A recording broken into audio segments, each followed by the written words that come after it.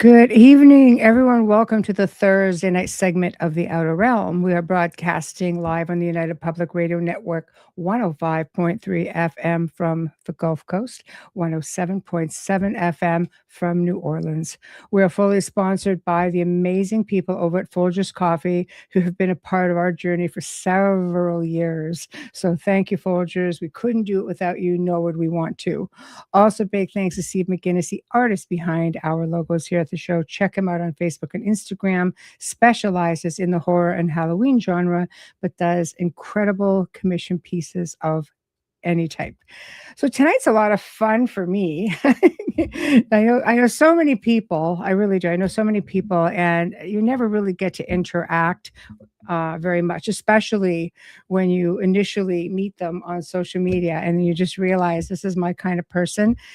Sometimes you just know you have a tribe and you just kind of all, end up finding one another and very like minded. And tonight's guest is exactly that. I'm really pleased to welcome someone I consider a very good friend and very special guest, author and co owner of Dark Moon Press, Eric Vernor. And he has written so many books. If you've not checked him out, just get on Amazon or go to his website at Dark Moon Press and check out the content. It's amazing. Tonight he's talking about his book, The Vampire Cult Killer. And this is really different because, as you know, we don't do a lot of true crime stuff. I won't say that we haven't done it, but it's very, very sporadic. And this story, I remember when this story happened, and it was something that just, it sticks with you because it's very, very different. And usually when they put you on death row, you're on death row unless something man comes in last minute, they get you out of there. But this was a bit of a different situation. And what I really liked about this book is how it took the approach of looking at all angles. Usually, you have people who, you just kind of concentrate on one person or the people involved. But this sort of got every aspect, which was really, really wonderful. So tonight, without further ado, my dear friend, Eric Vernor. Hi. Hello. Thank you, Michelle. Pleasure to be on your show again. Oh my God. Well, thank you for coming on. I have to say, this is really a really great book. Thank It you. was You're welcome. It was a really great book. I'm not typically one who gets into, you have your people out there who are all about like true crime. Like they read everything, true crime, they follow it, they learn the lingo, they really, they really get into the meat and potatoes of it. And I've always been one more on the highly strange side of things, which, of course, is probably why I remember this because it really is different, wasn't it?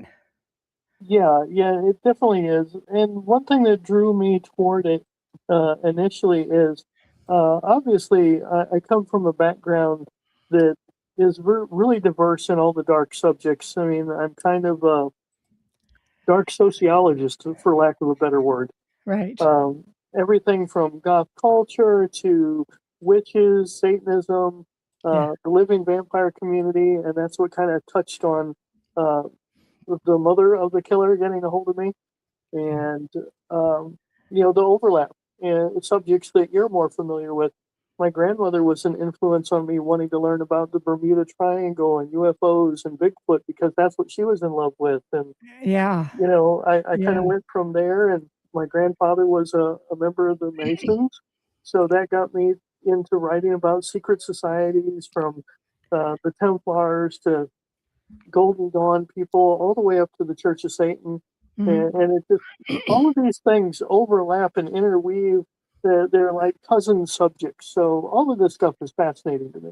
And it all connects, Yeah, doesn't it? In one in form or one way or another. another, they're Yeah.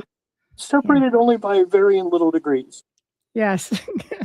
It does. And it's amazing how people don't quite have an understanding. You're ready to dive on one thing, but and go after it, whereas but you like this, but I don't like this. But Yeah, they kind of meet in the middle somewhere. And when they realize that, it's like, wow.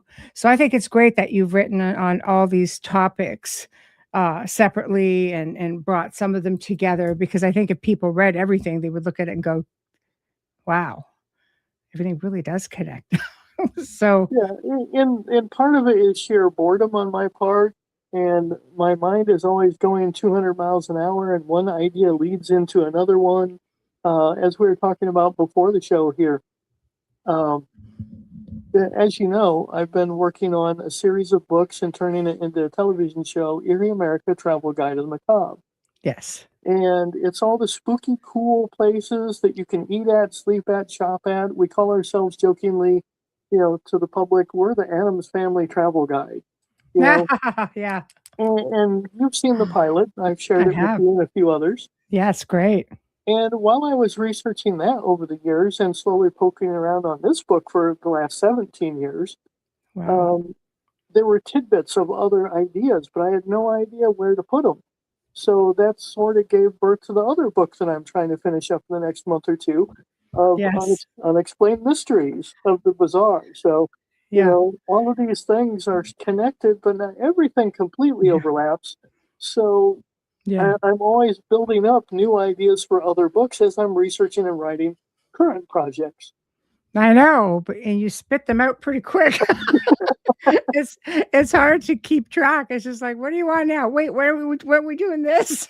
It's just Well, like, and people are like, when do you find the time to do that? Because not only do I write, I'm publishing other people. Darkmoon yeah. Press has grown to 500 titles at its 20th anniversary Wow. this year. Yeah. Wow, Um, congratulations. I'm creating covers for other people. I had to bring on a business partner to help me run the thing because it's getting so big. Yes. And on top of that, I'm working full time as a security consultant for 60 to 70 hours a week. So, So yeah, so somehow, yeah, in all of this, do you sleep? a little. A little, of course, I of had 4 course. hours this morning before I had to go back and Woo! pull a double. Woohoo! 4 hours, grand. Yeah, yeah. Well, some of my Yeah. toys, as I've posted on social media, are quite expensive, and night vision for an AR, it can be in the $1,000 all by itself. Oh, yeah. Oh my goodness, yeah. So you have to keep going. Expensive hobby. Yeah. Expensive hobby. I know about that.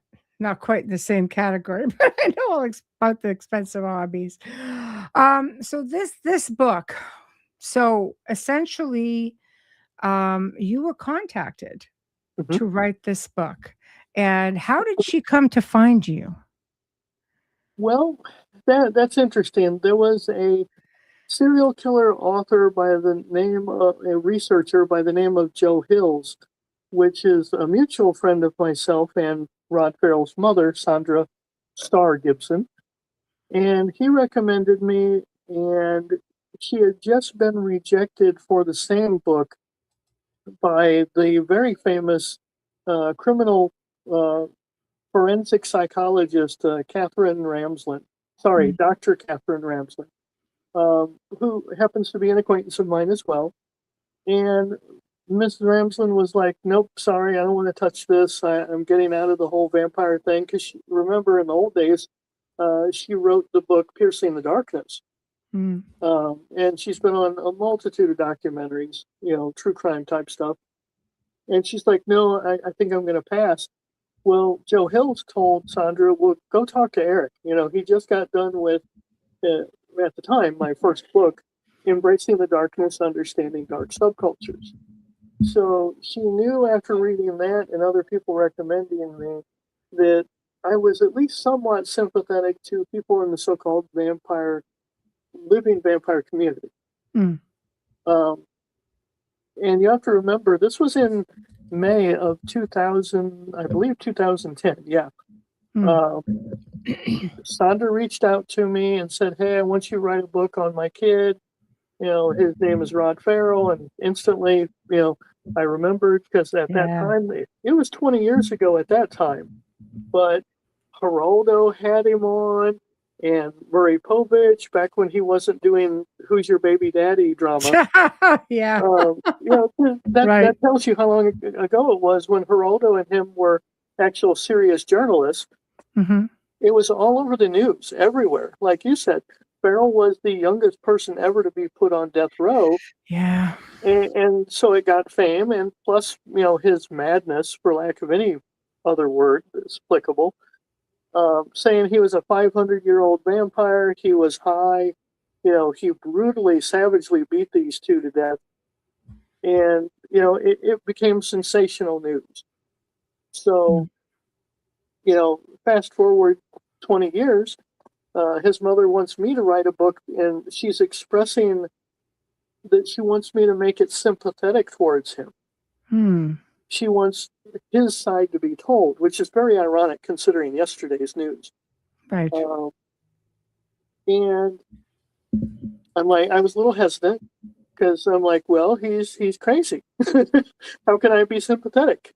Hmm. And yet, being of a similar background of Rod's, and I say that in the introduction too, Hmm. that we both came from a very abusive, dark, depressing childhood. Mothers, a single mother in sex work. No offense to anybody else who is, Hmm. but I understand it, Hmm. And there was abuse. He kept being shuffled around in the system, basically, and I could identify with all of that. I grew up that way, so. Hmm. Being into the goth culture, I liked a lot of the same bands. I wore all black. I still do, obviously. Same. But at the same time, Mm. there is the dividing line. I didn't become like him. I didn't get led down the darker path mentally. Right. He got into drugs. He tortured animals. He, hurt people.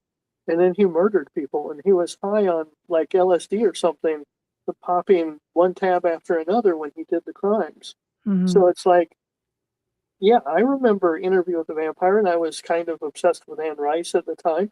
I Yeah. worked in a movie theater when that, was airing, so I got to see it firsthand. Yes. I remember all of that. But Yeah. for her to want me to take his side and almost like trying to present it as a pity case where people should feel sorry for him, Hmm. I had to draw the line there in journalistic integrity. Mm. I had to tell not only his background and what happened to him, but how the audience can go, oh, that's why he's messed up. But Hmm. I also wanted them to see what he chose to do prior to that led to his de-evolution and dehumanization of his actions. Yes. I Yeah. tried to be as fair as possible. I tried to say both sides of it. I tried to explain what other people involved said about him. It's not just me bashing on the guy and, Mhm. blaming his mother 100% for how he grew up, although Sondra may not like it, and then I'll probably get a nasty email from her after this. But, she's still in communication with me as of yesterday, saying, oh, well, Rod's mad at me and we haven't talked in a few years because he thinks I'm getting money out of this book. And, Mhm. you know, Yeah. it's one of these things that now there's family drama between himself and his mother. And he thinks that she basically turned on him, even though she was at his back during the original trial. And when he went back to court in, uh, I want to say 2021, he went back to court trying to get out. Uh, Right. Right. so no other book prior to this. I'll caveat in saying that I'm kind of glad it took me a while to get the book done Mhm. because all the books prior to this were just talking about the murder and slightly thereafter. Whereas Mhm. my book is as most up to date as humanly possible since it just came out. I was able to add a chapter or two into the work on the second trial and the aftermath and how people are feeling and reacting to this day. And no other book can claim that because I was in direct contact with his mother who shared with me, photos, poems, artwork that Rod had done prior to and during his imprisonment Mm. to try to get people a glimpse inside his head. Mhm. Yeah, I can understand that. I think you're the perfect guy to write it. Like you say, there's this understanding of, the upbringing. And it's tough, you're a kid because I mean this started, I mean, harsh. It was harsh from I mean, his recollections, as he mentions, from 5 years old on. This was my life, Hmm. and that becomes your conditioning. And but you do get to that point, and you made a good point here that we have choices. We have Right. choices, right? So you go one way, you go the other way. Um, where because coming from the field that I come from, which of course is the paranormal, working with having worked, because I've been somewhat retired from that, but having worked with people who have had attachments. And I'm sure Michelle Bellinger could tell you the same because she's just brilliant, at this stuff. But a lot of serial killers or just killers on average have had this link to that darkness to to the devil made me do it. Like it seems to be the Yeah. thing. They Especially Ramirez before he died. He yeah, made a big thing about, Satan made him do it, sort of thing. And yeah. of course, Anton LaVey called him out and said, "There is no devil. How could you say that?" Right, yeah, right. I know, I know. So that's what I mean. Like there's just this seems to be the go-to thing in one form or another, because Mhm. as Rod had said, like, no, I'm an incarnate of a demon, It's just like Right. there's that influence in there. And I tend to wonder, you know, well, you have things that attach, whether they just be not nice people, whether there are the ethereal beings out there of all types that can influence people. You hear about it, even people who move into houses that are haunted, let's say, and oh, the last guy who lived here died in here and he was a drunk, and then meanwhile the new family moves in, the husband turns into a drunk. Like it's Mm, easy to get that residual energy. It can encompass it after a while because it's still there. It still exists, right? If you don't clear your space, it's going to keep going. So when you find this influence, which if I really got a sense that it made him feel empowered and in control. I want to be the leader of something, perhaps because I have just all of this has happened to me at this point, and chose to go a darker way.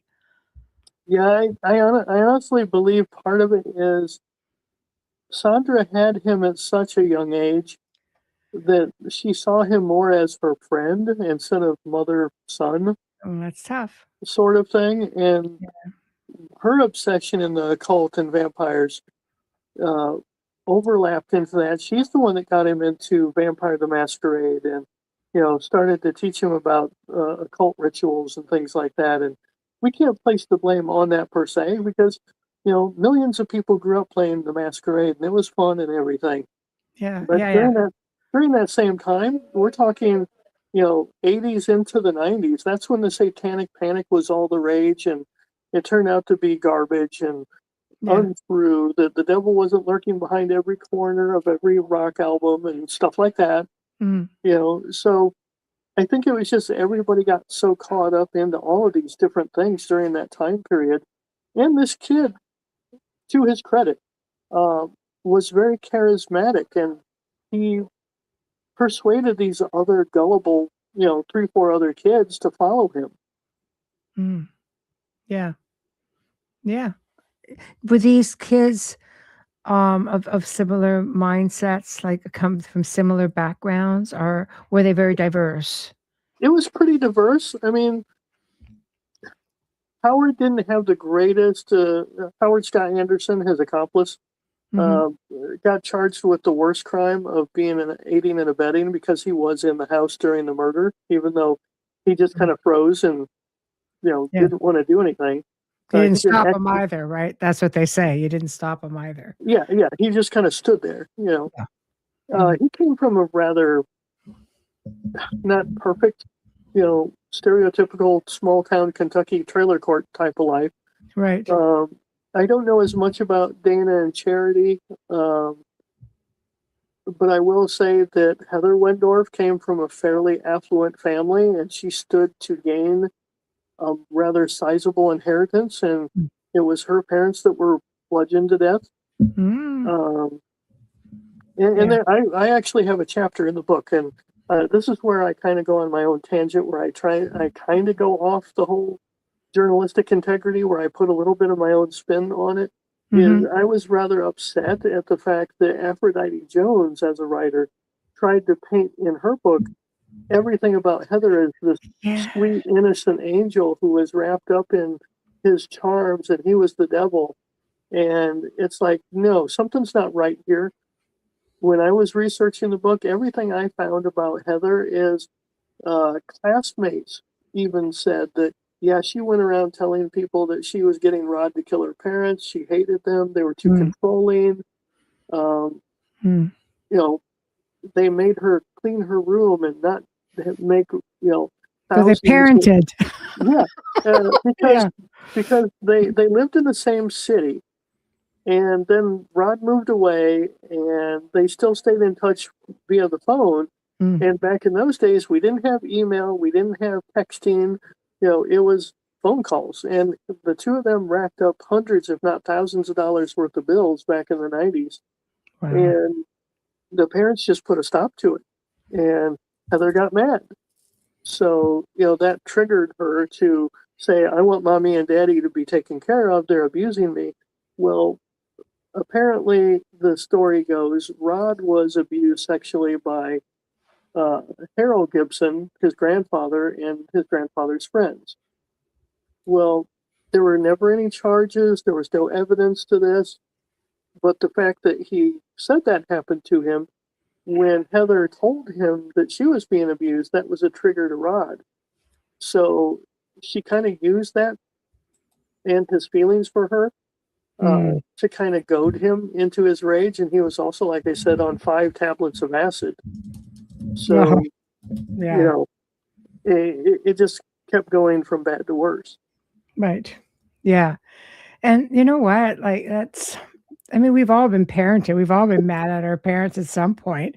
What do you mean I can't talk on the phone for 15 hours today? Yeah, I mean, it happens, but how many times do people say to the parents, "Oh, I hate you," right. because you're not But happy, why? but to go to that extra Yeah, mile, I mean, it's she was arrested along with the rest of them, and to this day, the sheriff says that he thinks she's guilty. Um, I transcribed from listening to YouTube confessions, recordings of her being asked questions. There was I looked everywhere. There was no transcript of her interview, so I mm, had to do it manually from what I mm, was listening to, and I took it word for word from him and her back and forth. And the detective is like, "Nope, you're guilty." you know, yeah, uh, yeah, why would she provide Rod with a detailed map if all they were going to do was come in and steal the car keys? yes, Why would she leave a note written to her father tucked away of something along the lines of "I'm sorry, I love you, goodbye"? You know, mm, if she was yeah, a sweet girl that was just a little bit, you know, I don't know. I don't buy her story to this day. She mhm, moved away and, she has a normal life and she's an artist and all this other stuff and got the money from the family. And it's like, yeah, all the other ones involved with this serve time. And some of them are out now and have kids. And, mm, Charity is released, married and has kids at least. But, you mhm, know, Scott is, yeah, Howard is still locked up. He won't be out for a while yet. Rod will never get out again, especially considering his more recent trial. Um, so mm, yeah, it's like, why did she get off scot free when there was so much, pointing yeah, towards her of being involved? yes. Do you think it's, where she comes from? Who you knew? I do. Influential? Okay, Another yeah, thing that got leaked to me is Sondra told me that Heather's grandfather was a judge. that could do it. So yeah. That could do it, yeah, Hmm. that could do it. I also read that he had been an attorney for what was it, Billy Graham? Yeah. That could do it. So yeah. There's so many little things that kept bugging me. I felt compelled to write the chapter Heather is no angel. Mhm. Yes. Yes. And now she, is married and she has a family, right? So she got to go on Mhm. with life. Yeah. So it seems like, and I hate to say it because it's not always the case. So please, anybody listening, I'm not trying to stereotype, but if you do come from, a little bit better lifestyle and connections, you do tend to sort of stand a better chance of walking away, and how could you prove it Yeah. definitively? That's Yeah. that's the key. How could you prove that definitively? She wasn't there that night. Well, she Yeah. was in the car. Um, There was being swapped out, mm, and that car had broken down. I believe it belonged to Scott, or they took somebody else's. I don't remember. Some of the details are a little fuzzy. mhm. I'm working on so many projects all at once. Yeah, yeah. Um, That's okay. but yeah, the car they were in was having problems. They needed another one. So hey, let's go take Heather's car, and we'll go down to New Orleans and pursue this vampire clan, you know, daydream that Rod had of his taking his little vampire clan family down there. Mhm. That was the goal. Right. So yeah, Yeah. Oh, Wayne says, yeah, sounds similar to the Carla Homolka situation. Mhm. Um, yeah, I mean, I guess if you're giving enough of the information, you know, um, but when I looked at the transcripts, uh, like Rod was I mean, he's pretty forthcoming. Like he owned it. Yeah, Like he didn't try to say, no, I didn't do it. I was crazy. He goes, yeah, I was crazy, but I did it. you he know? was almost flippant in how he acted. Yeah. No, he totally took it. And And later he kind of said, "Well, yeah, I said a lot of things with false bravado. Secretly he was a little bit afraid. He was a punk kid. He was 15, 16 years old.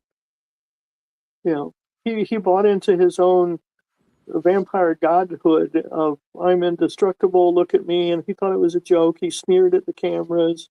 mm, The fact that he got off of the death sentence because of his age and got life, and then later, as a adult, I guess you could say, you know, he tries to get out.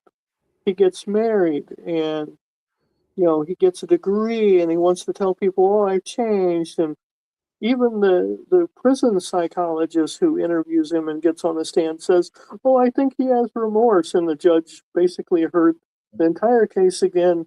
Heather's remaining family, like her sister and the brother of the father, her uncle, they both mm. get on the stand and they're like, "Don't let him out ever."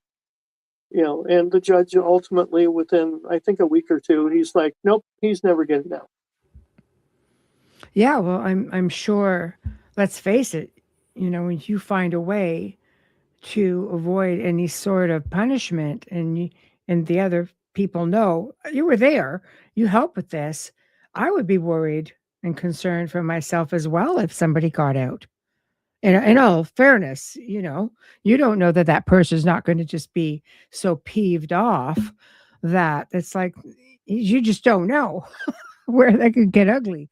Because I think from what I read in the book as well, like, yes, he had assessments done and they came forward and said, yeah, we think he's a changed person. But events that were happening in prison sort of showed that no, not really. Like, we found shanks, we found, this or that. We Yeah, found that you were being difficult at different times. he threatened a guard's life. He tried to escape. These are not the actions of somebody who's repentive that's trying to become a better human being for society. Yeah. That's a tough one. Yeah, she goes, I remember this one being on one of the murder documentaries, and they were leaning into the girl being more involved than what was let on. And Rod wasn't innocent, but neither was she. 100%. Like I said, he owned it, at least, at the time anyway. But I mean, I think, you have a lot of time to sit and think about it. The fact is he was given, death row. He was given the death penalty. They basically said, okay, life in prison. Now I know in some countries they'll say, okay, life, but out in 20, right? But in some places, life is life. Yeah. And Florida is one of those places, isn't it? Life is life. It's like, they don't really mess around too much from what I've heard. Right. So I don't know.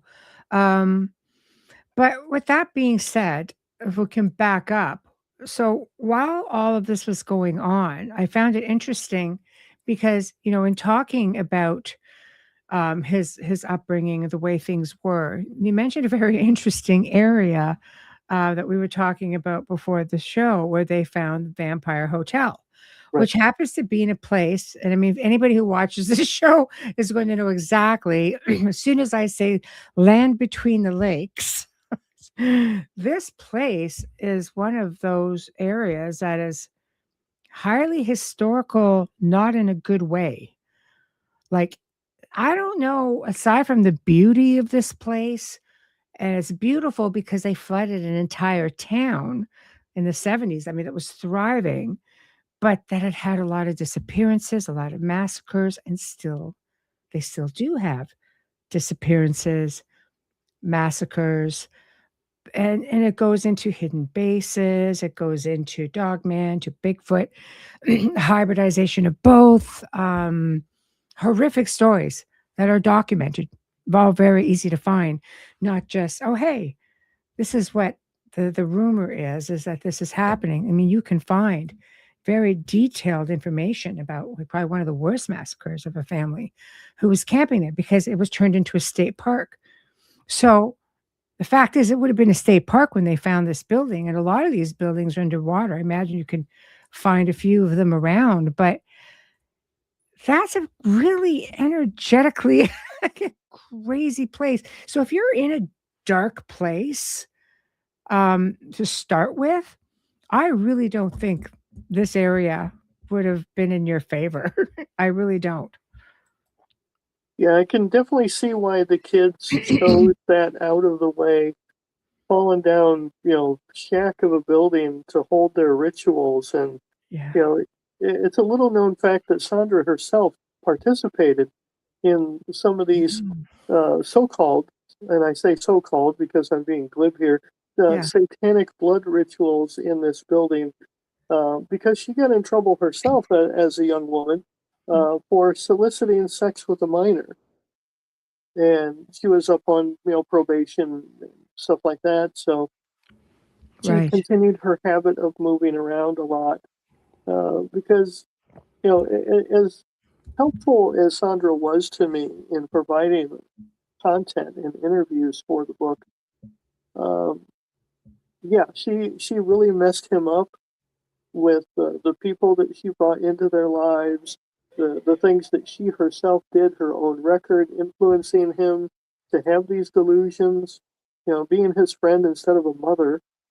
He kept getting in trouble in school. Then there was the thing the week or a couple months before, the murders where he broke into an animal shelter and him and his friends, uh, Yeah. sorry for the audience sake, but, you know, Bludgeoned the critters. We'll leave it yeah, there, I and guess. trying, Without buy the yeah, book to get the yeah, full, yeah. it's horrific what they did, and I won't Yeah. say it here, but they can buy the book and read more. Yeah. I cringed writing about it, but I had to be forthcoming about his actions to try to let people know, this is not a good kid. Yeah. No, he really lashed out at the little four-legged community, Mhm. very aggressively. Um, I don't know, it just seems like, eh, you come from bad, and then it just goes to, I hate this, I mean, it goes to worse because Yeah, he messed up his own life. He messed up any chance that he had for rehabilitation. I mean, there's always that option, you know? yeah, There's always that option at some point in your life, you know? I know there's people, I mean, in all fairness, trying to get help. It's expensive, but I know that there are community centers and stuff that offer it, counselors and such. As a teen, is what I'm thinking, as a teen. Because at that Yeah. point, he was a teen when this happened to him, and then he got all kinds of help. I think Yeah. it's just sad that it has to happen that way before you can get help. Yeah, it was Thanksgiving of 1996, so it was a ways back, but Yeah. Yeah. It's still it's really, really tough. So, I mean, what made the courts decide to actually give him another trial and to take him off death row? well, I mean, I get his age, but I mean, still, if it they it put him to it death. it was definitely his age that spared his life, because it made national news that he was the youngest person to be put on death row, and that's when the courts finally said, "Oh, wait, yeah, that's cruel and unusual punishment for a minor. We can't execute a child." No. So their only other option was multiple life sentences, and it was 2000. I want to say 21, maybe, Mhm, when he was fighting to get, released. Showing, you know, his education, the fact that he was married now, and Stephanie Ferrell is not happy with me at the moment. She posted a rather nasty 1-star review on Amazon for me, and mhm, basically said it was not my story to tell, not his mother's to help with, and that I'm re-traumatizing the family's victims. And I'm like, and it's, she said that Rod himself has said that this has disappointed me greatly. I cannot stress enough that I do not condone or endorse this or any other book written about me. And, for the sake of people hurt by my actions a long time ago, let it die. Let the family live in peace. And I'm like, mm, and my fans are on my page today, leaving comments about it because I posted it. I copied the review, mhm. and my fans are going, "Let it lie, family peace. It's your fault that they don't have peace ever. I don't care if it was 30 years ago or 60 more years. They're always going to have to live with what he did. Mhm, All I'm doing is trying to relay the facts and bring it a little more current so that mhm. maybe other people will learn some lessons, learn how to spot other kids maybe that are crying out for help that don't know that they need it, or Mm, maybe, all the stuff that I put in it, maybe that'll inspire someone to become a researcher or a yeah. criminal investigator themselves because they're intrigued by what I wrote, and maybe they'll help other people have better lives, or I don't know. Mhm, I hope that I'm a good influence to other people. mhm.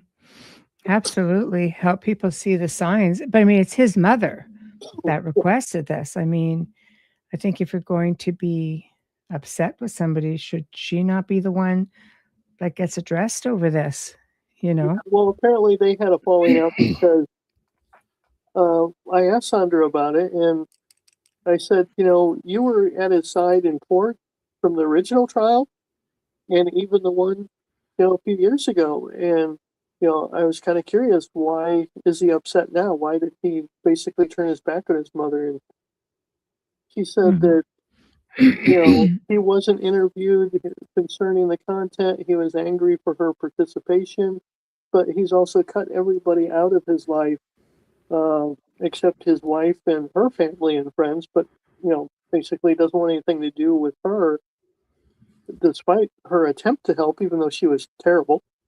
Um, Mm, and I really hate to say that because, in her own way, she did try to make something of amends and be there for her kid during the trial, at least. But mm, I have to be honest with you and everybody else. She yeah. was a horrible mother, and probably 50% of the reason he ended up the way he is was because of her. Does she own that? Not really. Wow. Wow. Yeah, that's tough, you know, I think it starts with accountability, but, Yeah. I think, with him, it's now he has a wife, a new family. Hmm. I don't know if there are children in that family, but he's got a wife and a new family. I certainly hope not. Yeah, and there's going to be, I'm sure a part of his concern is this backlash as well to his family and how or her family, his wife's family, and how much do they? Because now they're gonna know everything. Right. I mean, how could she not know what he is when she got with him when he was serving life in prison? Oh, yes, yeah, it's one of those, I yeah. mean, there's no, oh, I didn't know, or let's put the past behind us. Nothing that she's ranting about against me or anybody who's written anything about him makes any Mhm. sense. So, what are we all supposed to just pretend it didn't happen? So has she or members of her family contacted you over this book? No. Well, I take that back. Anytime I post in other groups about the book that just came out, she always leaves an angry face emoji, but she's never contacted me directly. She just left a somewhat polite, hostile review on Amazon. Right. Ouch. Yeah. That is a hard one. That is a hard one. I try to momentarily put myself in that position, but you can't make that go away. I mean, you do have the victims and the victim's family, and nobody wants to see them go. Like, this is already something that is hovering over them. It will never, especially if you know maybe deep down that you're guilty and you Right. got away with murder. This is not the West Memphis Three. If I were Yeah, writing a book about that, I would yeah, want to interview Damien and say, "Hey, dude, I'm so sorry you went through that, and you were wrongfully accused just because you were a goth kid that was rebelling against your religious parents. I get that, but his life was ruined, and he was in prison for years, and then he was finally released after the police railroaded him, and he finally got absolved and released. yes, Rod yes, Ferrell is not Damien Eccles. I don't no. care how you paint it. There's no way I could do everything Sondra wanted in trying to help him. The facts are the facts, and I can't change that. I think kudos to you. I think that you gave him more than most people would have. I tried. Yes. I tried to be as empathetic Mhm. to his past without showing that I was sympathetic, and there is a big difference. Yes. Yes. Well, I mean, you can understand somebody because you've been through it, you know, but you also have to look at where did you go in your life? Mhm. Where do most people go in their life? What's the percentages of the people who go to where you went in your life and you've worked hard and you still work hard Yeah, despite where you came from, and then you have others who go the other way. Like, what's the ratio? I wish I knew, but I Yeah, don't. I went from yeah, foster homes and alcoholism in the family to you know I was homeless for a while, and then I joined the military and decided I'm gonna be an alternative, lifestyle writer. And then that became I'm gonna be a publisher. And now I have, you know, 100 yeah, authors under my company, and I'm working on yeah. a television show for spooky people to enjoy. Yes, So and all we thank you, and we all thank you these. for that.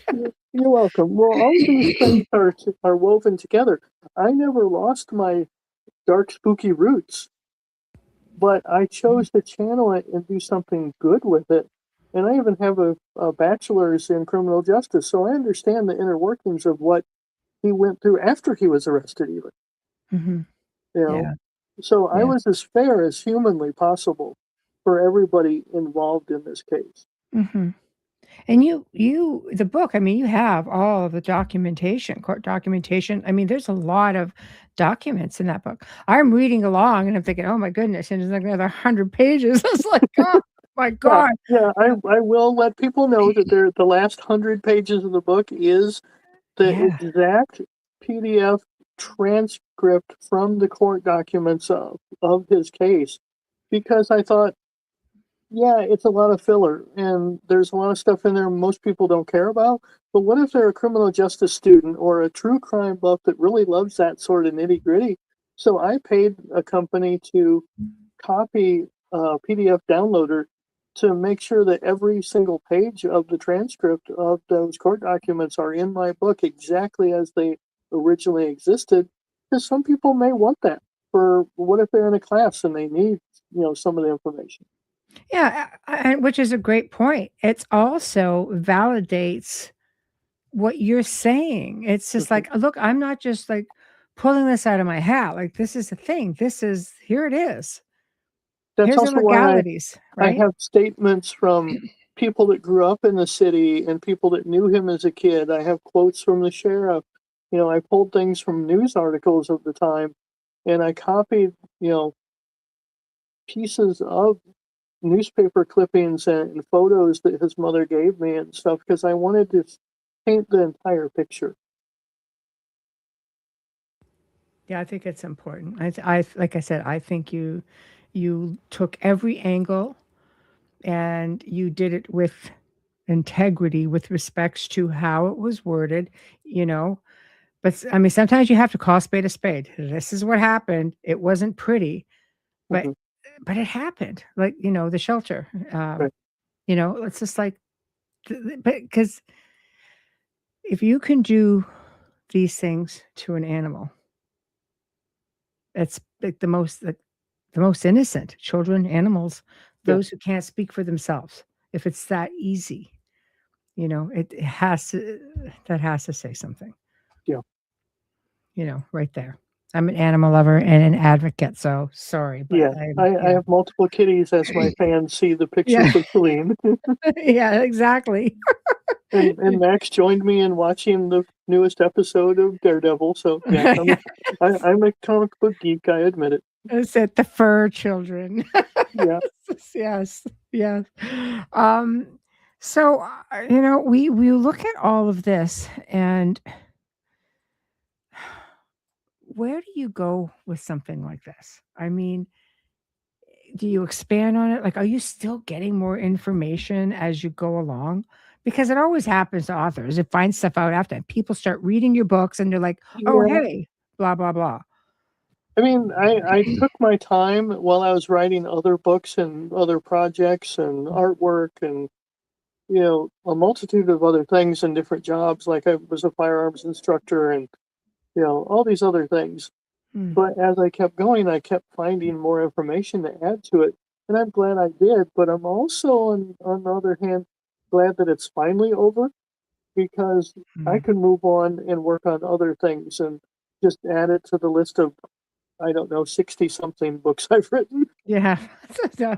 I was laughing. I was just sitting there looking at even on Amazon. I'm just like, oh God. So, but I found it so fascinating that you switched up from all of these other things you write about to something like this, you know?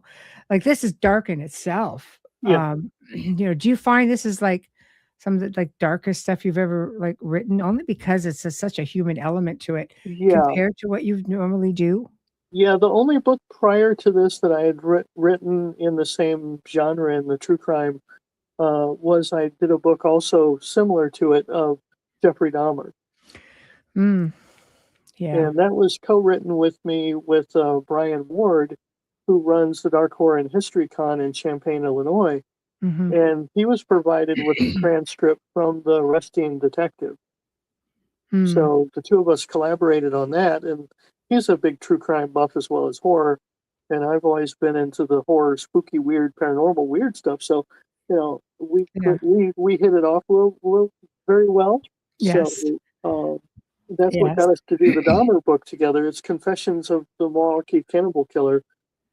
And after that, I kept revisiting the project with Sondra. Mhm. And she got a hold of me and she said, "Hey, he's trying to get out." And then I started following the news back then about his more recent, trial.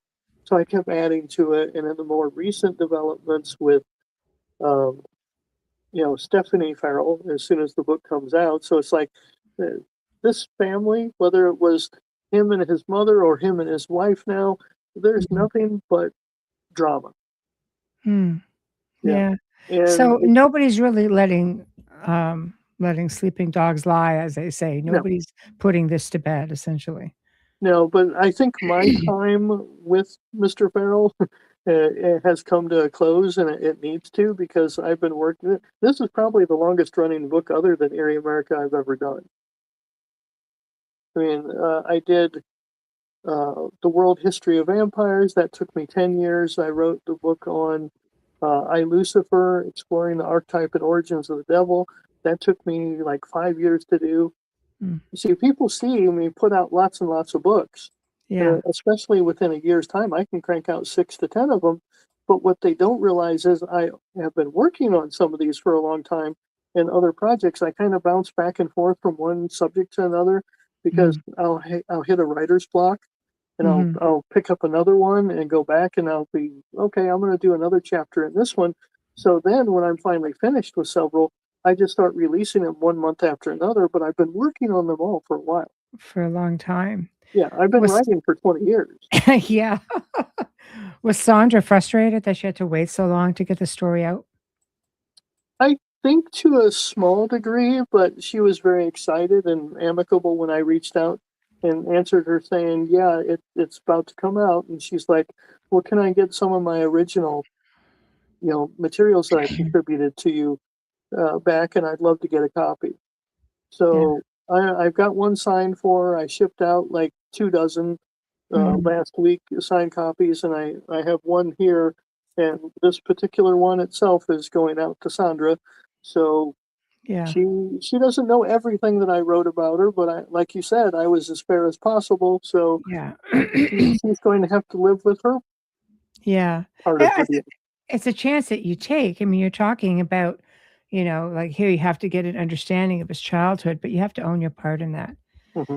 There's nothing harder for a parent, because I know I'm a parent, right? And you have your adult children, and they'll say something, and even though it's not really, like in my case, I'm just like, "Oh, I certainly did not do that. Did I do that?" They'll be like, "Yeah, mom, you did." I know, right? And I'm just like, "I apologize." Like, Well, nobody's perfect, and nobody's the most wonderful parent on the planet, but she "What do took the you cake mean?" in the other direction. No, it's true. It's true. It's not easy to hear, but you have to own your part in it.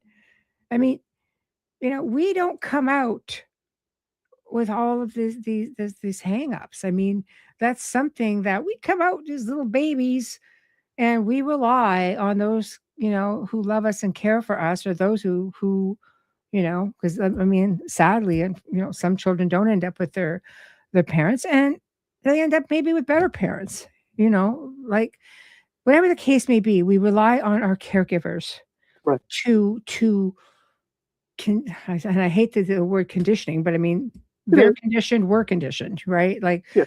education, religion, whatever the case may be, it's our upbringing, it's what we learn, our schooling, everything. So, unfortunately, we rely on that to be our building blocks, Hmm. in life moving forward. And if you're building on a glass house, or if you're building on a house of cards, for example, that's really tough, because Yeah. that's not a sound foundation, and that's where things are going to go bad. But you need to own that. And there's also a point, like you mentioned earlier, where him and I were similar, but we drastically went in different directions. Part of that is, you could argue, nature versus nurture, but also accountability Mm. and responsibility for one's life choices. Yes. Yeah. Well, you can there's one thing about America, and many countries like this, but we're streaming out of America, so we're going to talk about America.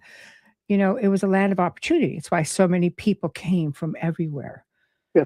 to be here, to essentially, grab the dream. The potential is there for everyone. The potential is there for everyone. I mean, you come from a similar background, and you're doing the things, maybe not everything. I mean, I'd love $1,000,000 in a house by the ocean. Doesn't mean I'm gonna get it, but you know what? I've had a very good life. Right. So I have directed myself to achieve the things that I have achieved. And it's always a journey of evolution. It's always a journey of learning. We're always going to be students. We're always going to be learning things, but we're also going to be the teachers, Right. right? In some cases. And you give opportunities as well. You've gotten opportunities, you give opportunities to all of these people who you're publishing. And yes, I'm going to help you do this. And I know you work hard at it because I've seen some of the posts. Oh, I'm up this like turn of this ebooks and blah blah blah. Like, oh my God. Yeah, I'm Go to busy. bed, Eric. Go to bed.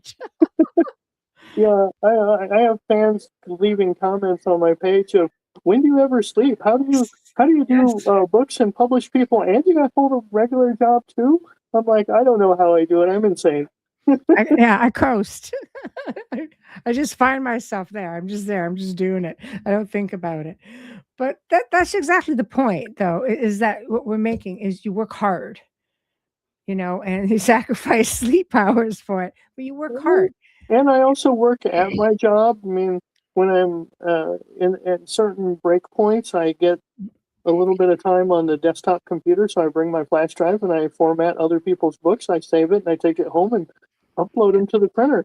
Yeah. And on my off days, I'll write my own, and then I'll do something else. So it's constant Yeah. action. It's moving incrementally forward with your life. It's not one great big opportunity that just opens up and Mhm. suddenly everything's yours. Yeah. Now, Yeah. if Discovery Channel calls me and says, "Hey, we saw your reel, we want to take your show," that's different.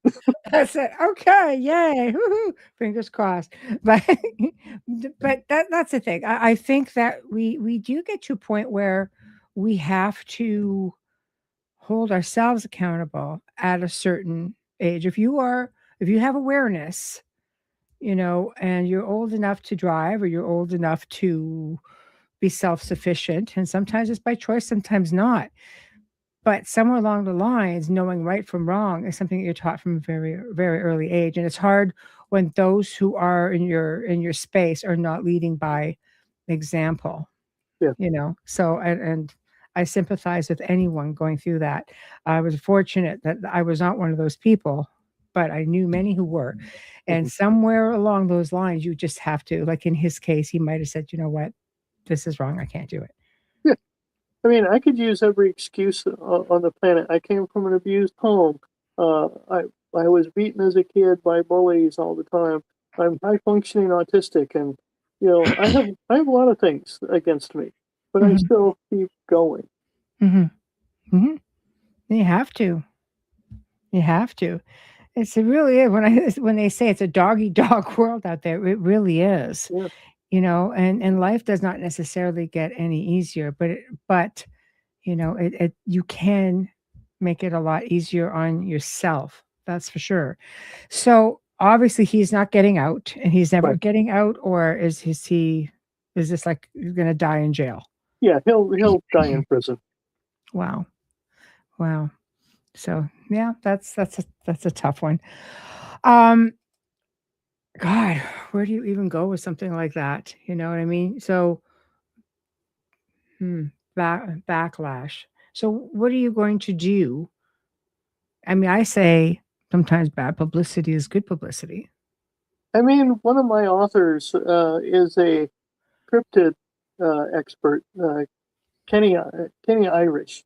Um, Yeah. he made a comment of, well, what you have here is marketing gold. Let her say all the bad stuff that she wants because that's going to get attention for your book. I'm like, okay, good Yeah. point. Yeah. But then, That's what I mean. you know, Reverend Tim Shaw told me, he's like, remember what the famous guy said? No publicity is bad publicity. And I'm like, okay, yeah, you're right. That's no, I mean, and that is exactly what it is. I mean, has anybody done a film on this? There's been several documentaries. Uh, I know there was one on, I believe it was Oxygen, fairly mhm. recently, like within the last 8 years or so, because I took Mm, some notes watching it. right, right. Because I mean, if this book is so detailed, it would be interesting to see if anybody spun a documentary off of this or a Yeah, film. I've lived so long in his head and his story and what he did. Yeah, I just kind of want to move on to the next project because I have so Yeah. many to put out this and next year. Yes. But Yes. this is one that will stick with me for a long time. No, without a doubt. So Wayne is asking, so how old was he when he was sentenced, and how old is he now? Was he under the He age of was, 18 when he committed the murders? I think he was under 18 when he did it. I think he was 16. That's why they couldn't try him as an adult. Right. Um, Okay. Yeah. Let me see his current age. It escapes me. I know he's younger than me. Yeah, he's Mhm. 45. He's 10 years younger than me. Wow. He was born in Wow. 1980. Wow. So he's got he's got a long time to go, most likely. Yeah, he's probably got another 40, 50 years, locked up. So Yeah. um, Yeah. I know that the other guy,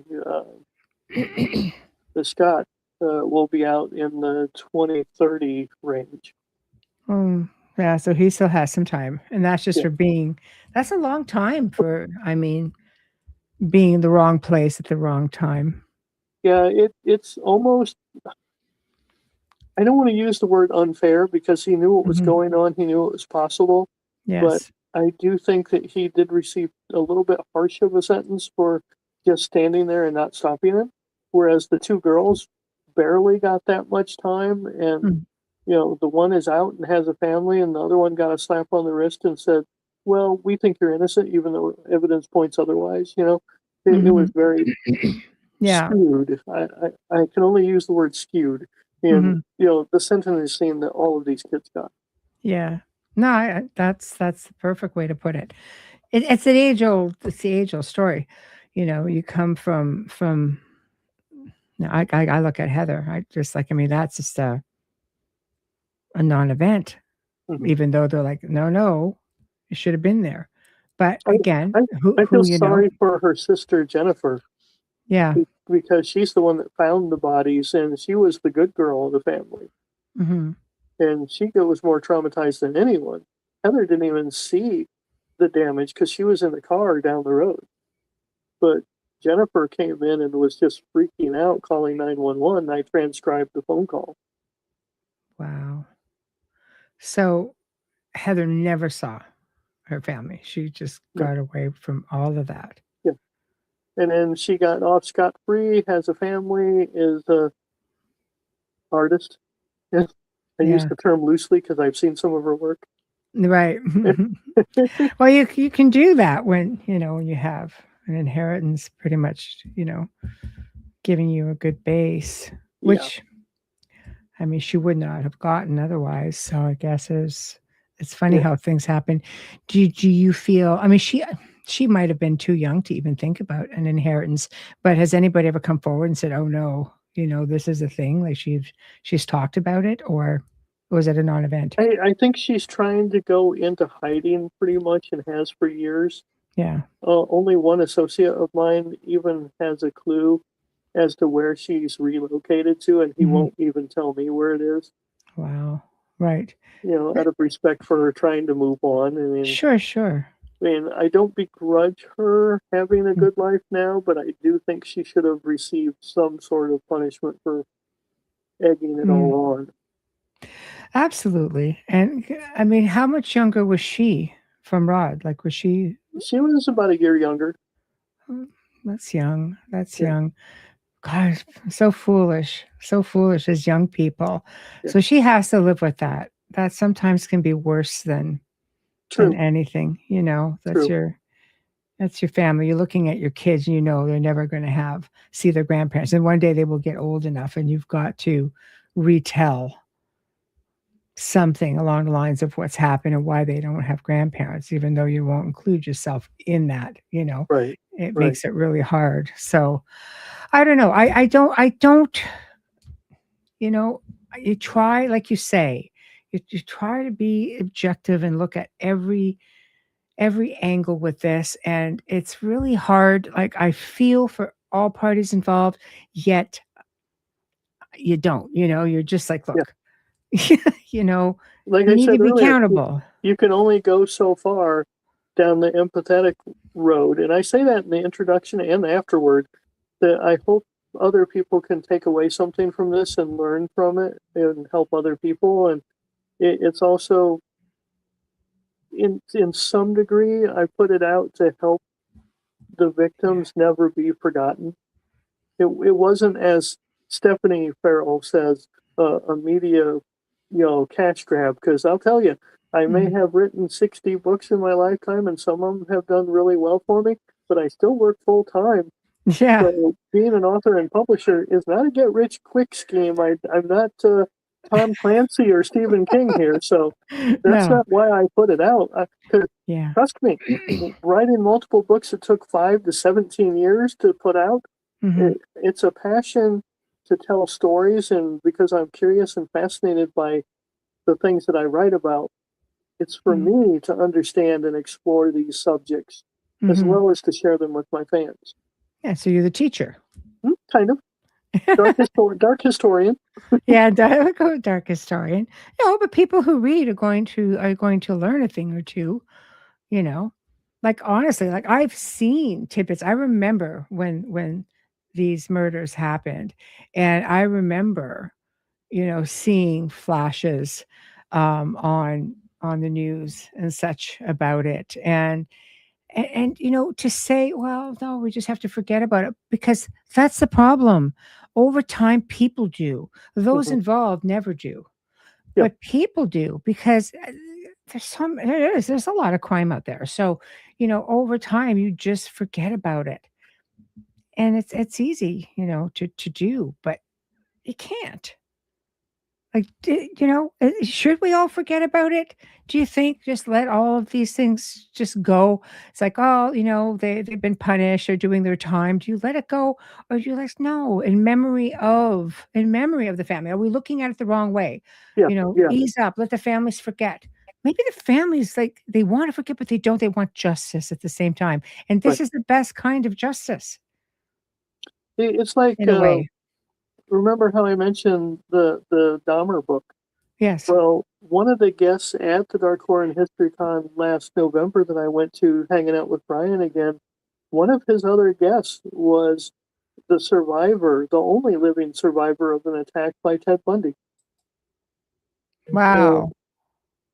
yeah, she was a wonderful lady. She not only has survived Ted Bundy trying to kill her, but she survived and beat cancer too. Wow. So I do find myself fortunate that during my career, I have made friends with some really interesting people. Mm, Um, Robert Lasardo, Hollywood actor of over 200 IMDb credits. We're mhm, good friends, and I'm publishing a third edition of his biography mhm. coming out next month, Life Sentence. Yeah. I've had a spaghetti dinner with Danny Glover and had drinks with Cousin It, and because See, of the that would different, be totally awesome, yeah, cousin it. the different people I've met hitting Yeah, horror cons and paranormal conventions. I yeah, have had a very interesting life and met some fantastic people. I yes, visited so many interesting, haunted or famous yeah, locations for my show, and just out of plain curiosity. yes, yes. So I may not be rich off of my endeavors, but But you had a, are in a I've different had a way. rich life. Yes. Yes, exactly. So that's what I'm saying. You may not have that $1,000,000 in the house by the sea, as we were just talking about, Yeah. but you do. Sometimes you're also like you're an artist, and being an author it's that creative side. It's like it's a form of being an artist. Mhm. And the old saying goes, starving artist, Yeah. you know? I'm not starving. I'm not poor No, like no. I was a long time ago, but I'm also not wealthy. Yeah, Yeah. exactly. I, I, Exactly. I guess you could say I'm purely middle Yeah. class between Yeah. where I started out from, homeless in, Yeah. 92 all the way up to now. I've had my Yeah. share of ups and downs. Yes. Oh, that's what molds us, right? That's what gives us Yeah. character right there. So I mean, again, with respects to this, is it honoring the victims, do you think, more than it is adding, like, salting the wound, I guess? Honestly, I'm not the person to Mm, ask. I hope that yeah, that's the case. yeah, Um, but since I'm not one of the family members, yeah, it's I, hard I to can find. I can only hope that what I've done will help them or Mhm, other families to not suffer through the same thing. mhm, yes, yeah. See, I try to put myself in that situation. How would I feel about it? Would I want it to just go away, or would I want to, because, like, I'm without putting myself in this family situation. I'm without my parents, and I feel it's one of those things, like, yes, people are being punished. Do I want it to go away, or do I want to honor them and just let them know that their deaths are never going to be forgotten. What Mhm. happened to them will never be forgotten. It's kind of what I'm just trying to work out in my head. And I think it's a case by case, person by person Mm, perspective on that. Everybody is going to walk away from that if it happens to them differently. Some mhm, people would become raging alcoholics trying to bury it, and other people might create a foundation in their family member's name and do great things because of it and help others. mhm, It's that's a tough question. mhm. Yeah. Has and again, this is an accountability thing, with Rod. There you hear a lot about inmates who will put on different programs or participate in programs where they will pay forward somehow. Um, do you think, I mean, has he ever spoken out about this to other people in groups, just trying to say, "Hey, this was me, this was my life, this is something that's happened." Not that I'm aware of. Wow, so And I would have to say, based on my family being criminals and lawyers, yeah. plus, going to college for criminal justice and seeing Yeah. the ugly side of this, Mhm. a large part of me is very cynical and wants to look at people that do that as, yeah, some of them may be trying to pay it forward and atone, but a larger part of my brain immediately reverts back to, oh, they're doing that whole, I found Jesus while I was in prison, and Uh, they're trying to put on a good yeah, PR yeah, dog and pony show to yeah. try to fool the public. It's like the one guy who was head of the Bloods or Crips or whatever, did this program to help keep kids straight, and then Oh, he was Scared Straight, is that what it was called? something like that, and it Yeah, turns yeah. out that he was just recruiting people to run the gangs from the streets from inside the prison. So it's like a large Wow. part of my brain is like, when they're trying Yeah. to do good, are they really trying to do good? Right, right. That's yeah, no, I get that as well. It's a facade, Hmm. you know? I Good hate to word. just I like to give people the benefit of the doubt because people make mistakes. Young people make mistakes, I want and to, but yeah, the reality of people being crap, you know. yeah, yeah, yeah, yeah. That's unfortunate. I mean, see, this to me, this would be something great for Sondra to do. Hmm. You would think, but she, again, like you said, accountability. I don't think she owns her part in this. Hmm. Do you think she'd be watching tonight? Oh, I'm sure she'll eventually catch it. I'm Yeah. gonna get an email over this one. Come on, I can't be the only one person interviewing you on this book. Oh no, actually, Dave Schrader. There you Uh, go. He's a bigger show than I am. well, no, Dave's wife Yeah. has a murder podcast that I was on a couple weeks ago, and then Tim Oh, Shaw wants me to do one about this book yeah. next month. So Yeah. it's definitely gaining some traction because you talking about it has got other people to say, "Oh, you're on the Outer Realms coming up. Will you want to do my Yeah. show too?" Yeah, for sure. For sure. I mean, you know what? I feel that it needs to get out and you will get the backlash. But I always tend to wonder, like, I would like to think that she would look at this and say, you know what?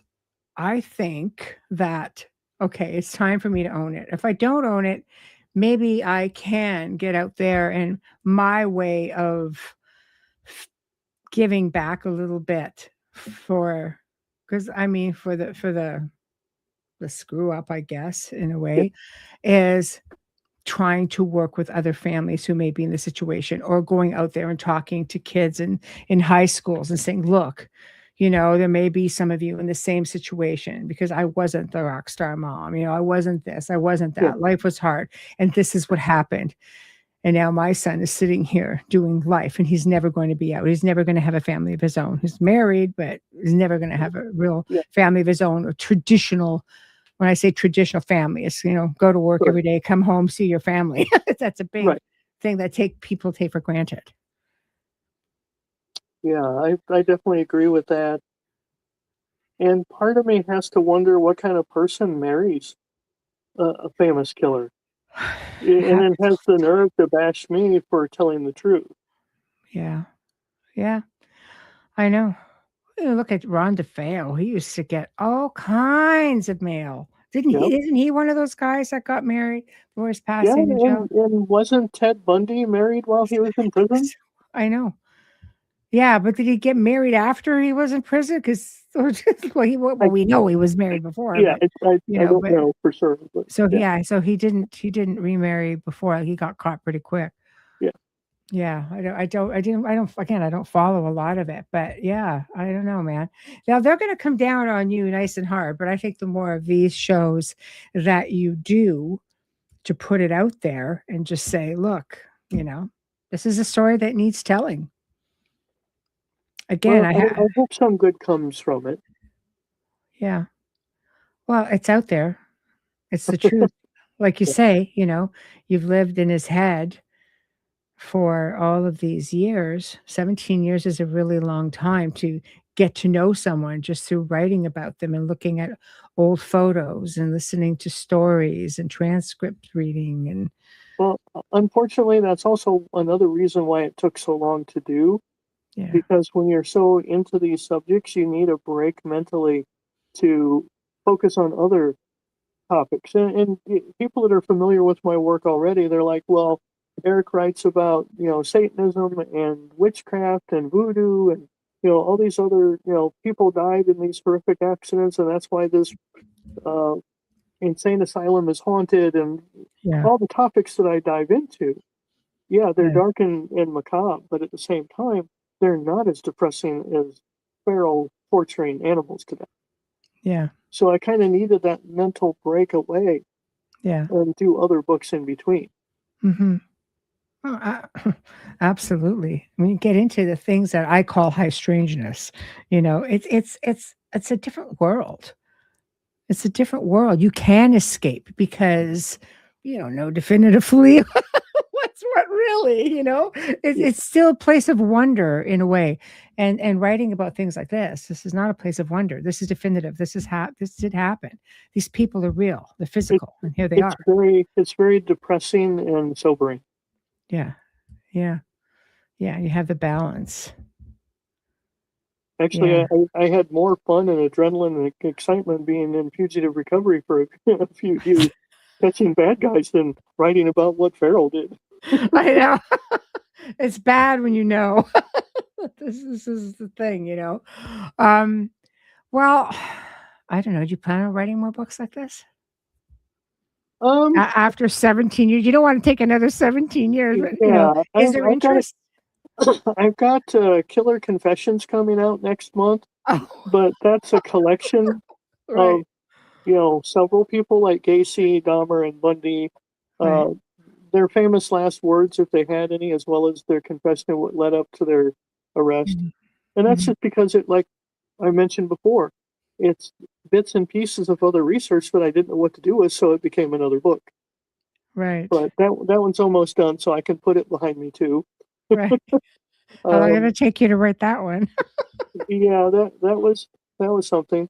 Yeah. Um, but it's like I wrote the book on Lilith because it was a byproduct of all my research on the history of Lucifer. Yeah. And then what's funny is the Lilith book has outsold the one on the devil 2 to 1. Yeah, go figure. Yeah.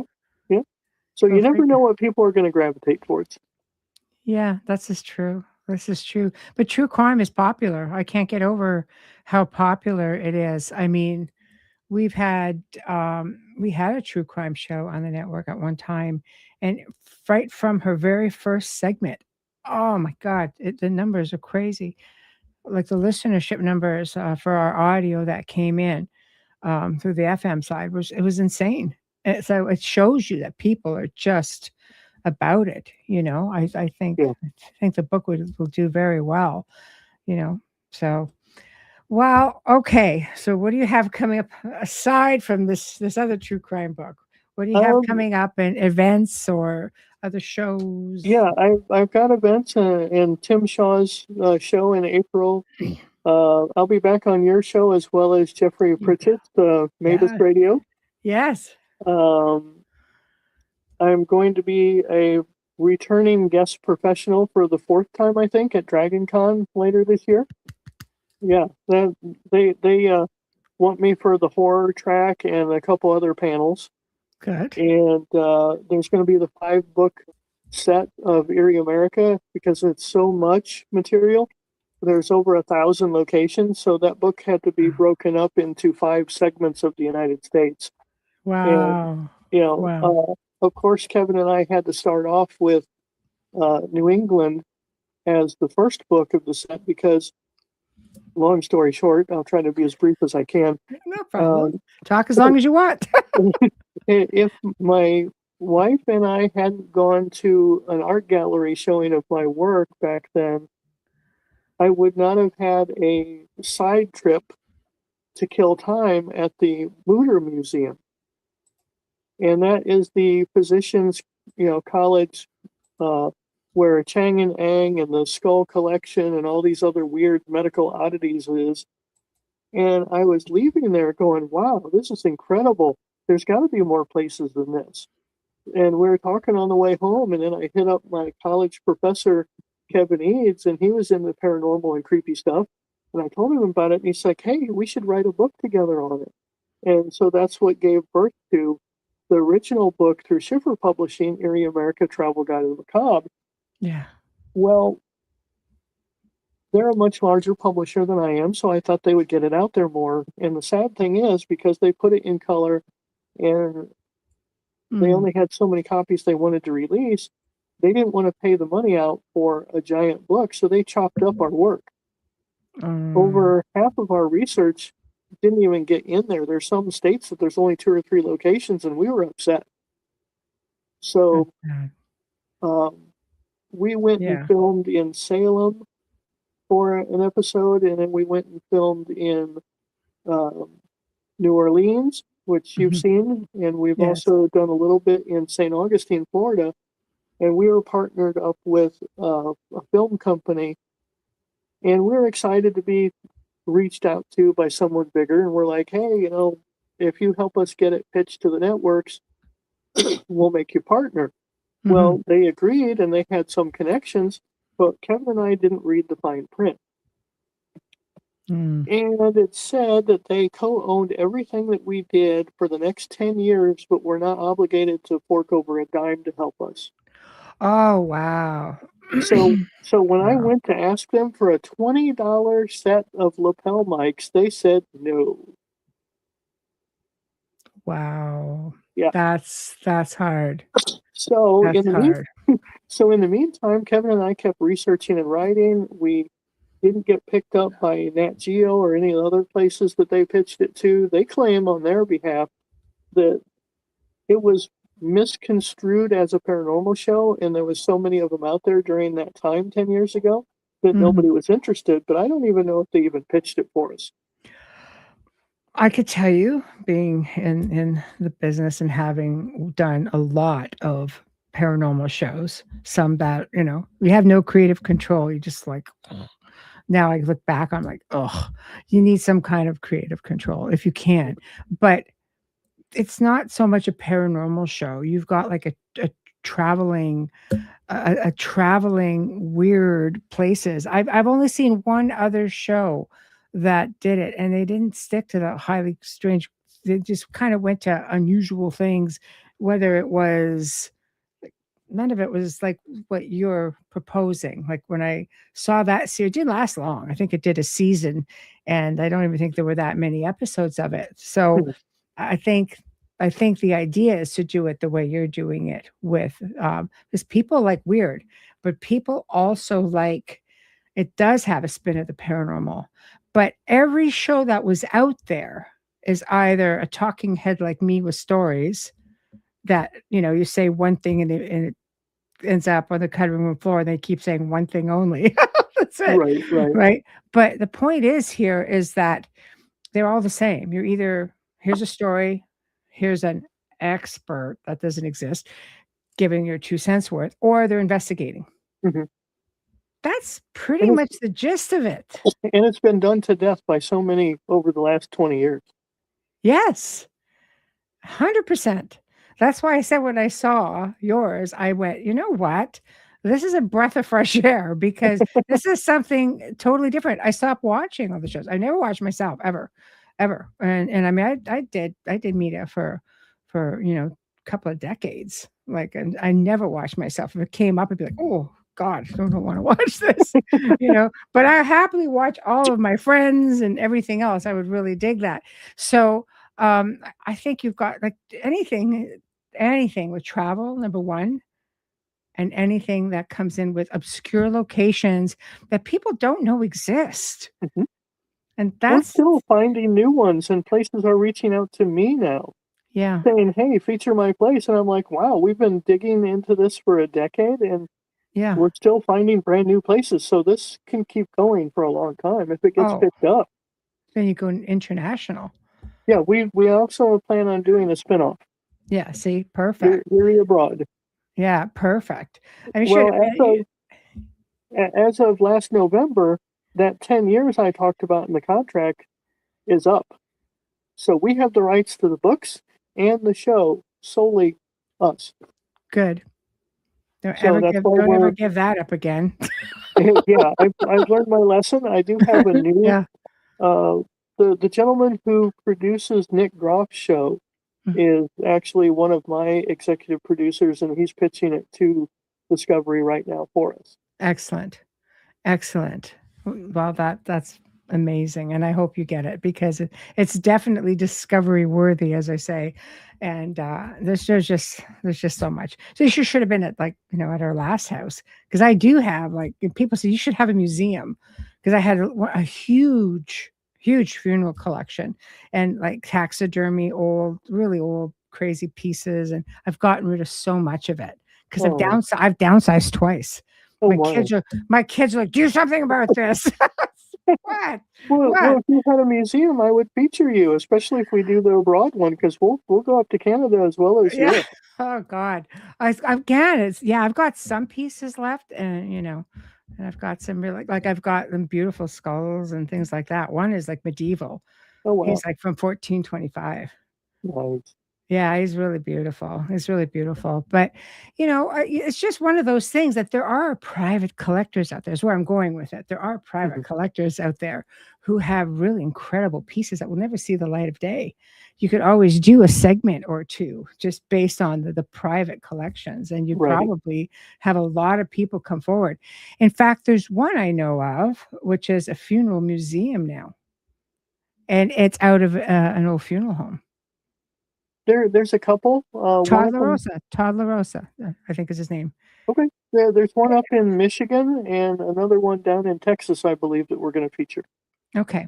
Yeah, because this guy has got one of the largest collections like I've ever seen. And I've bought out funeral homes. This guy has probably bought out half of the US funeral homes. Oh wow. I know it's great, but really amazing things. And a lot of the oddity type things as Mhm. well. We're going to So feature quite a few oddities places, true crime locations, yeah, paranormal locations, yeah, um, places to shop at, to eat at, to sleep yeah, at, like the Lizzie Borden house. There's a yes, bed and breakfast. yes. We're definitely running the range of if you're a spooky traveler. We were even joking about getting a hold of Christina Ricci's agent and seeing if she wanted to be one of the guest hosts with us. That Uh, would be uh, fun. yeah, I mean, one of the Adams being a out of Yeah, the family I travel guy. know. Yeah, that Don't would be get so better than cool. that, right? I know, I Yeah. know. But see, that's what I'm saying. Like when I travel, I've traveled many places in the world. I stay in places that are not only as old as I can find them, who will let me stay there, but they have to be haunted.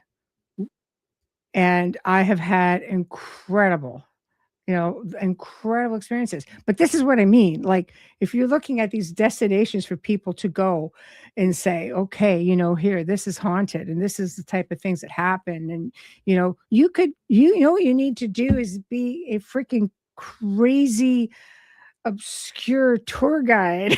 You need to That's put basically together, what we're doing. yeah, We're bringing our 5-book set of these over yeah, 1,000 locations and trying to make it yeah, into something that you can visit vicariously with us on the screen. yeah. Well, you should just put together packages that people think, okay, Eric, this is what I'm looking for. A, B, C, D.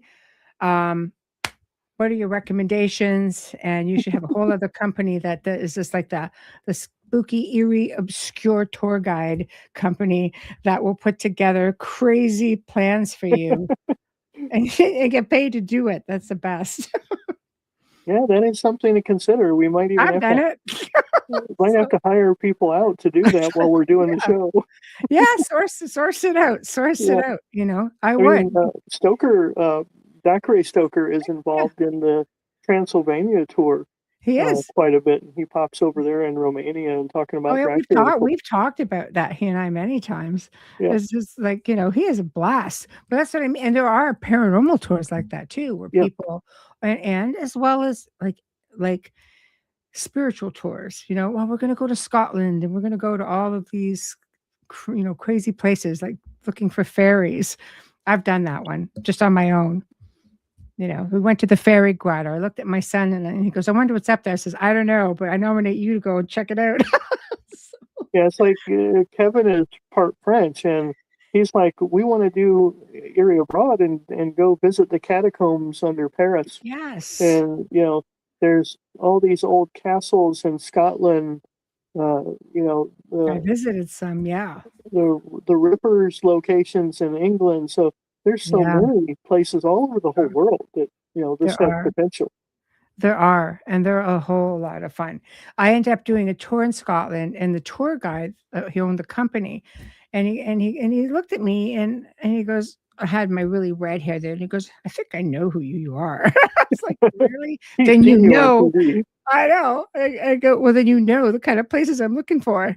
But I was leaving that next morning to go to France. So he was going to put together a whole tour for me. And I was just like, so you miss out. What I'm saying is there's a market for it, and I think you'd do very, very well with it. So, Yeah. There's a lot of plans for the future with Dark Moon Press and yeah. Dark Moon Productions teaming up with some really cool people. Because I've spoken to Christopher St. Booth and his brother about being our film and doing post production, and he's all excited. He's always had my back when it comes to this project.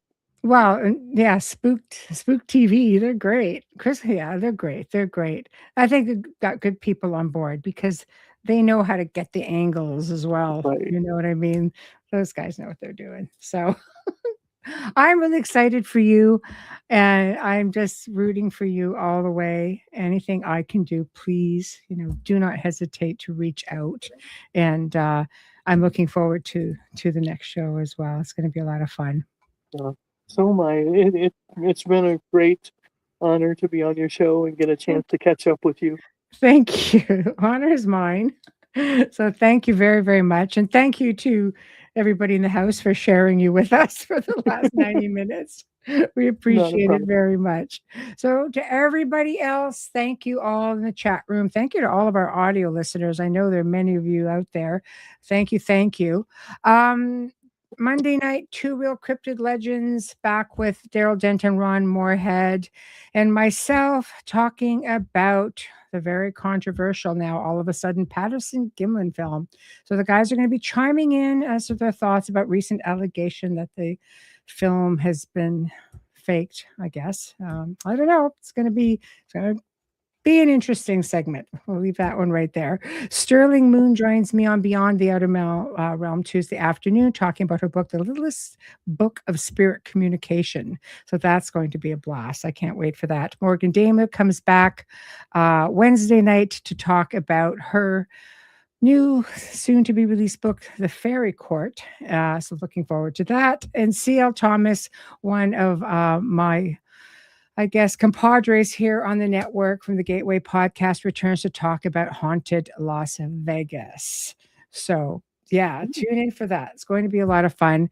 And don't forget to look for this guy on Amazon. The link to Amazon is in the show description. And where else can they get the book? Eric, can they get it through you? Actually, they can contact me directly for an autographed copy. Hit me up on Facebook. It's facebook.com/Corvus Nocturnum. If you don't mind posting a link somewhere to my page, anybody can direct message me and say, "Hey, I want a signed copy. I'm ordering more of them next week because I'm, got another case to go out tomorrow."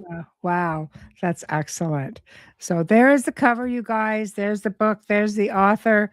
Seek him out, and I do have your links also in the show description. Thank you. Yeah, it's a pleasure. Thank you, and you guys have a great weekend. We'll see you all on Monday night on Two Real Cryptid Legends. Good night.